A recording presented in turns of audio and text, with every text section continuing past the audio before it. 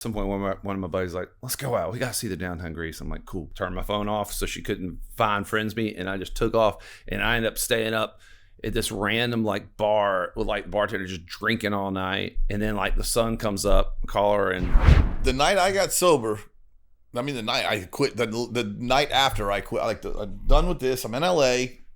We have, I mean, a big blow up. Usually if you're married and you care about your wife, that's the issue. Yeah. So you blow up and then this jerk off guy that I had told that I'm done. I'm really done. And he broke out a big line of cocaine and put it on I'll never forget, on a map in his car. And hey, come on, man, here you go. And I have no idea to this day why I didn't do that. That was kind of like, I wasn't like, actually, I probably was a cokehead. I shouldn't say. But if it was there, it was kind of like if it showed up. And I couldn't think of a reason. I'm in LA. I'm in my wife and I are going to get divorced. This is going to be over. There's cocaine. I've been sober for like 24 hours. I can start over tomorrow. Do this and let's go.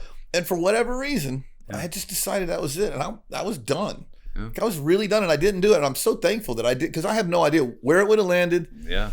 I mean, the revolving door, I did have a few. I was sober for 3 months and then I'm just going to have wine. I did that one. I mean, how did that look? Like, did your wife know about recovery? Did you talk to Cassie about that stuff? I mean, even when I went to, we had this, we had a lot of different little episodes over the years, and the pandemic didn't help, where I just started, the kind of only thing you could do was go to the golf course, and it started turning into, a couple, screwdrivers before the round, 5 or 6 cocktails during the round, come home, Golf is such a drinker sport, isn't it? It is. And that really kind of developed the day drinking a little bit more. It revved it up for sure. But we had this little trip with several other couples going to Greece.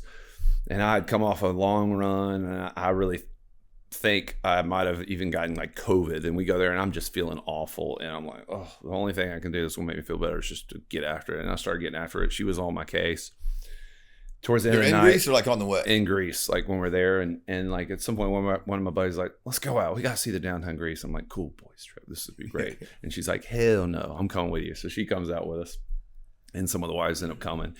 And she's just, every time I order a drink, just getting on my case. And I eventually just had like the fuck it's. And I was like, fuck it. Turned my phone off so she couldn't find friends me. And I just took off, and I ended up staying up at this random like bar with like bartender just drinking all night, and just like, and then like the sun comes up, call her, and she's like, picks me up in the little rental car. We come back and she's like, I'm heading back to Nashville and you need to find a place to stay. And I was like, oh no. And so anyways, we like are end up at the airport and she's crying and we have this talk and she's like, you got a problem? I was like, I know. And she was like, you need to go to rehab. I was like, I know. And it was like this like, ha ha. Yeah, the sky opened. I'm done. I'm free. I was at it. But that first, the month I was there, I didn't know if I was coming home or having to get a place. And that was a scary thought. And I have a 7-year-old boy. Me either, by the way. Yeah. Yeah. And I'm obsessed. Like my life, I live and die by this like child and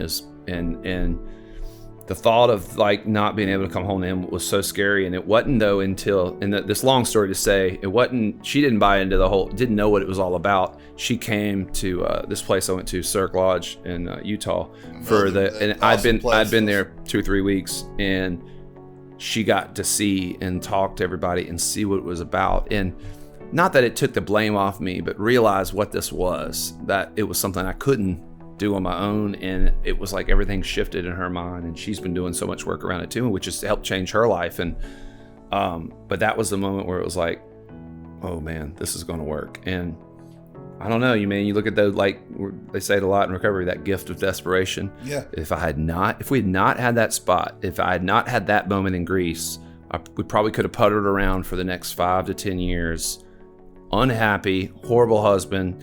It wasn't like we didn't have some moments. I mean, we talk about that too. It's like, listen, there were moments I could have 2 or 3 glasses of wine and be fine. But the ones that scale started tipping, where it was like more and more outrageous behavior. And but I look back at it, I'm like, thank God. I'm so glad it happened now.